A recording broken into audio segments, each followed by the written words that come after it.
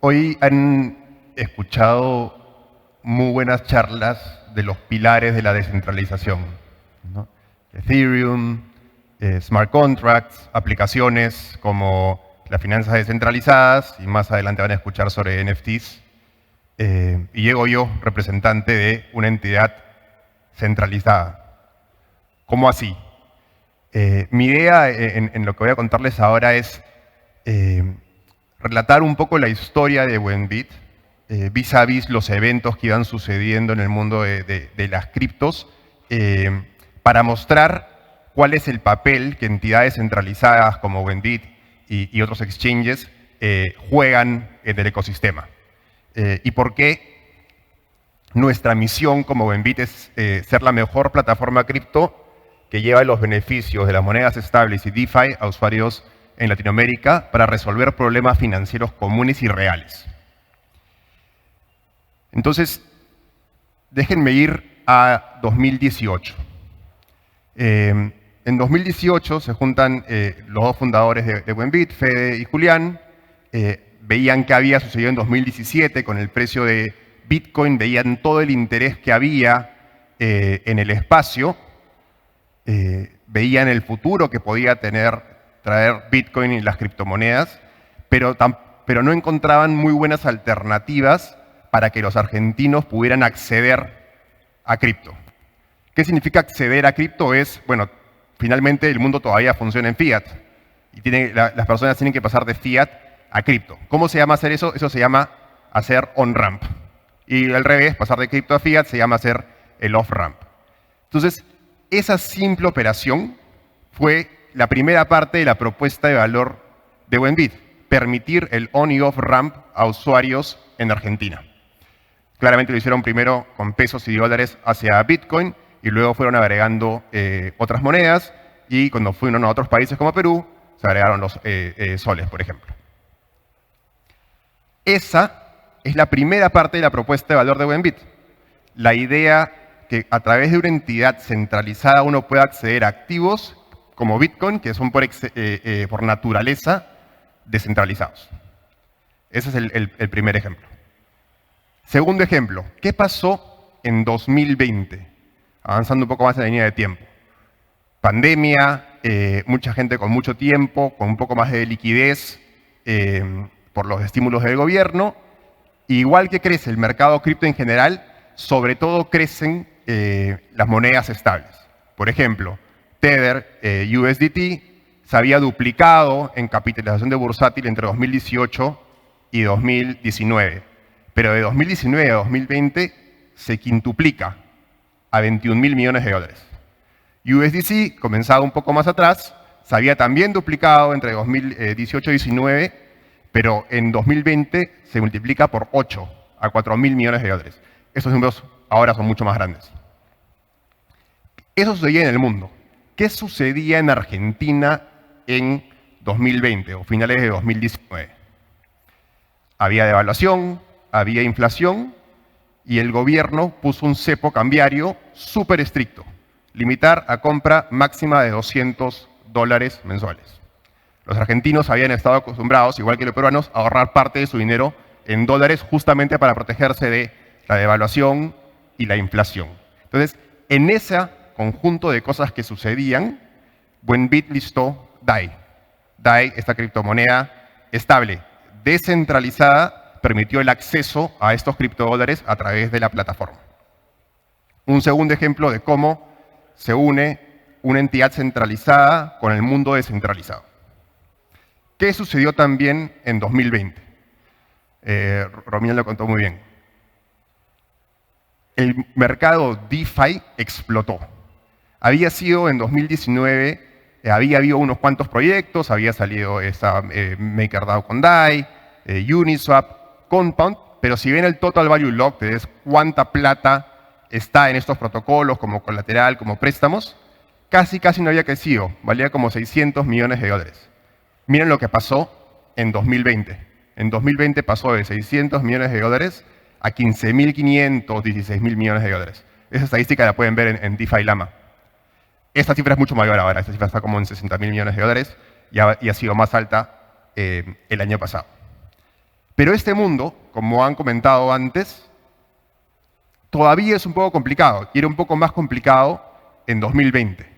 Uno tenía que crearse una wallet en MetaMask o en otro, aprender a interactuar con los protocolos, tener plata para pagar el gas de Ethereum. Y entonces había gente que no le interesaba tener que hacer todo eso ahí, pero quería acceder a los rendimientos, porque en DeFi, al no haber intermediarios y al ver cada vez más interés en el espacio, las tasas de interés que se podían lograr en criptodólares, en stablecoins indexadas al dólar, eran mucho más altas que las de las finanzas tradicionales.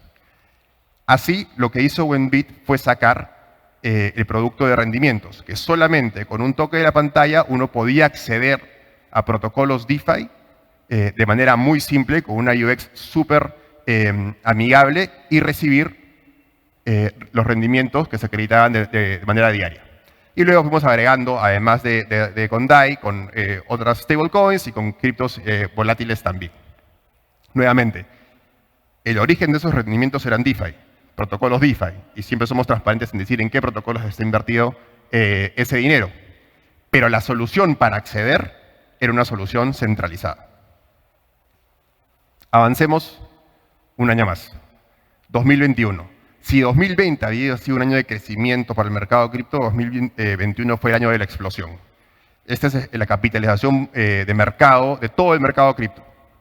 En 2020 eran 770 mil millones de dólares. En 2021 llegó a 2.3 trillones de dólares el mercado cripto, ¿no? Luego subió un poquito más y luego también cayó. Igual que fue un año de crecimiento para el mercado cripto, fue un año de crecimiento para Wenbit en dos principales verticales. Uno, la de internacionalizarnos. Wenbit había sido una empresa argentina para argentinos, pero decidió salir del país y el primer lugar donde desembarcó fue Perú y lanzamos en agosto del año pasado y luego México un poquito más adelante. La otra vertical fue la de producto, la de comenzar a generar más productos y más líneas de negocio. ¿Cuál es uno de los retos que se enfrenta con las criptos? Uno puede invertir en criptos, tener criptos en su portafolio, pero ¿qué sucede? A la hora de querer usarlas en el mundo real para hacer pagos, se complica un poquito, porque todavía la adopción no es masiva. Sí, algunos ya se animan a poner un QR o buscar un tipo de pasarela de pagos con cripto, pero todavía es complicado. Y uno no puede ir a cualquier comercio y decirle, porque yo tengo criptos, quiero que tú también las aceptes. ¿Cómo se unieron esas dos ideas? Por medio de una tarjeta prepago. Los usuarios de Wenbit, desde el año pasado, podían tener plata invertida en criptos y generando rendimientos y solo vender lo necesario por pesos para hacer los consumos. Es, imagínense que uno está en la cola del supermercado, tiene sus DAI, su USDC generando rendimientos, y en ese momento dicen, bueno, mi cuenta me va a salir más o menos lo equivalente a 50 DAI, voy a vender 50 DAI por pesos y ahí pasar la tarjeta. La idea claramente es que eventualmente se pueda vender automáticamente, que no sea que uno tenga que recargarlo, pero eso es una manera de crear el puente entre ambos mundos. Sigamos avanzando en el tiempo. 2022. La primera mitad del año 2022 ha sido complicada, ¿no? En el espacio cripto, en el espacio startupero, en el espacio fintech, en el espacio de VCs, en el espacio de mercado de capitales, y nos llevó a tomar decisiones organizacionales complicadas, igual que pasó con muchos otros jugadores en el ecosistema. A pesar de eso, nuestro foco siempre ha estado en seguir generando valor para los usuarios y seguir creando producto, ¿no? Y hacer esto que se llama de product-led growth. En lugar de crecer, digamos, con campaña de marketing, crecer porque tienes un buen producto. ¿Qué es lo interesante en DeFi y cuál es el producto principal en DeFi? Es el mercado de lending, ¿no? Es digamos, la primera gran frontera que se avanzó con DeFi. Uno puede dejar colateral cripto y prestarse otro tipo de cripto. Y lo hace muy rápido, sin necesidad de acercarse a una agencia bancaria, sin necesidad de mostrar, digamos, boletas de haberes o tus declaraciones juradas. Todo se resuelve en poquitos minutos a un costo muy bajo. y claramente el riesgo crediticio se mitiga porque hay colateral. Entonces, ahí hay algo interesante. Pero como decía antes, esa experiencia para un usuario no muy conocedor puede ser abrumadora. Entonces, nosotros lo que hicimos fue tomar esa idea de DeFi y aplicarlo a una entidad centralizada como Buenbit. Este año sacamos el producto de préstamos. Un producto de préstamos que funciona de manera similar a DeFi. Uno deja colateral y se presta otra cripto. En su MVP, ese producto como funciona es que uno puede dejar DAI como colateral, ese DAI sigue generando rendimientos y uno se presta NUARS. NUARS es una moneda estable de Num Finance, que es una empresa argentina, que ya sacó Nupen también, indexada al peso argentino, igual que Nupen indexada al sol peruano, con un mecanismo similar al de Maker. Ese es el MVP, claramente van a añadir más aplicaciones. ¿Qué es lo interesante de este producto? No hay cronograma de pagos, no hay cuotas, uno lo puede pagar en el momento que quiera y puede ser por el plazo que quiera. Puede ser de 1 minuto, media hora, 1 año. ¿Qué es lo que uno tiene que vigilar todo el tiempo? Que el loan to value o el préstamo entre la garantía se mantenga en un límite saludable. Si se excede, ¿qué va a hacer Buenbit? Igual que haría un protocolo cripto, que igual que haría Aave Compound, liquidar ese colateral. Y así funciona ese producto de préstamos.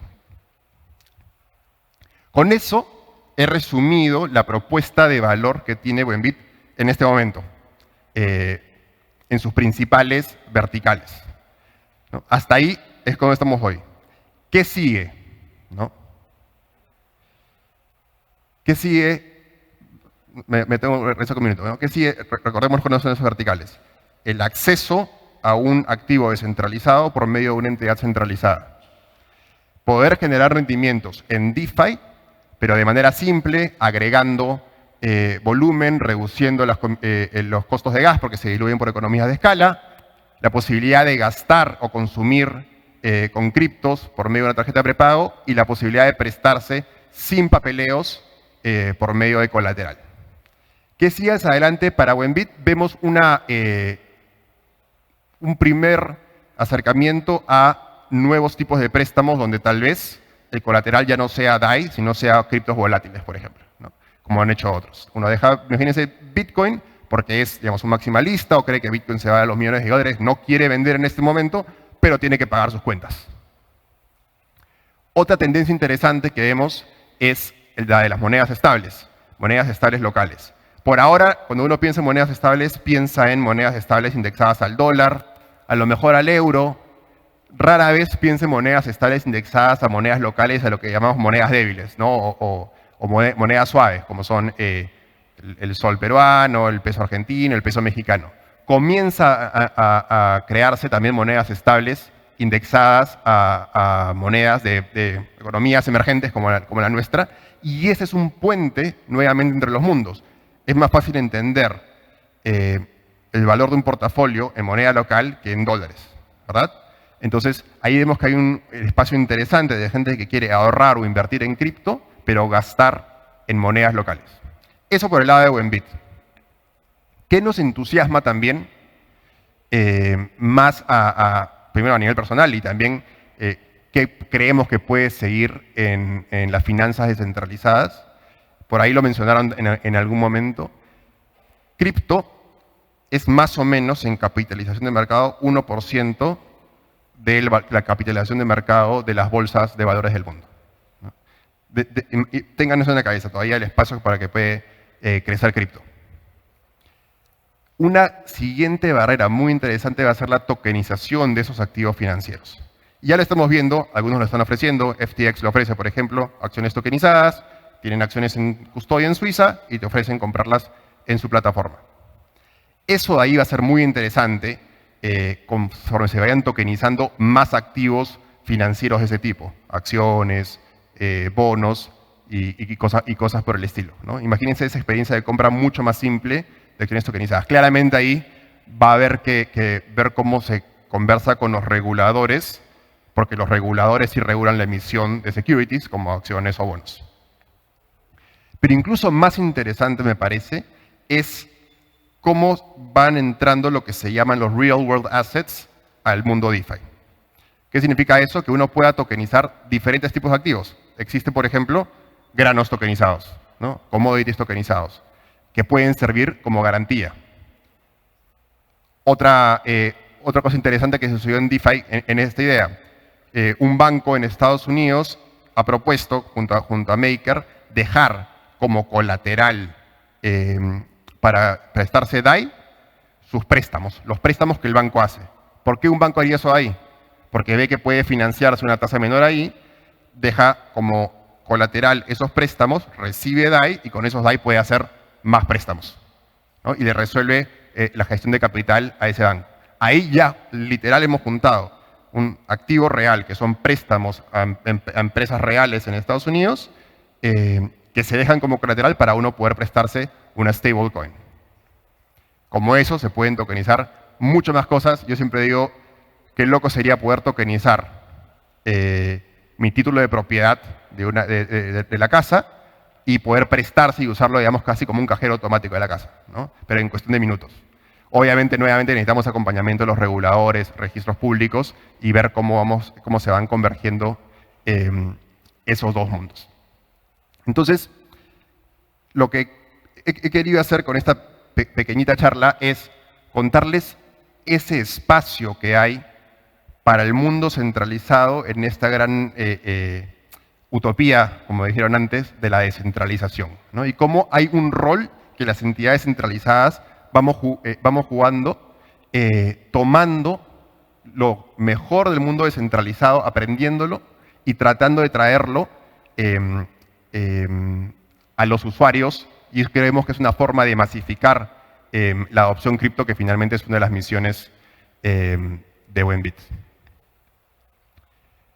Les agradezco mucho por el tiempo.